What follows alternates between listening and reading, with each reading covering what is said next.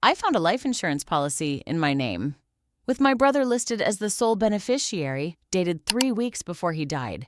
I wasn't even aware I had one. My name was on the policy as the insured, his as the one who'd collect if anything happened to me. Except the paperwork was backwards from what should have existed, since he was the one who died, not me.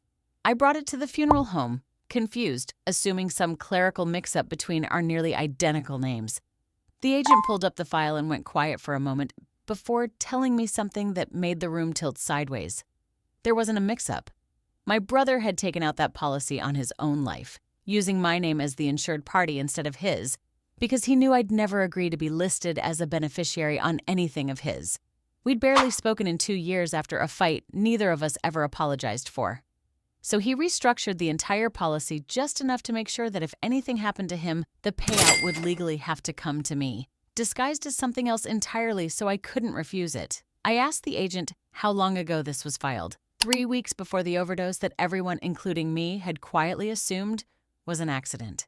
He'd been planning his own death that whole time, and the very last thing he did with the time he had left wasn't a goodbye letter, wasn't a phone call, wasn't anything I could have stopped. It was making absolutely sure that even after everything between us, I'd never have to struggle for money the way he had. Using a loophole in his own insurance policy as the closest thing to an apology he knew how to give.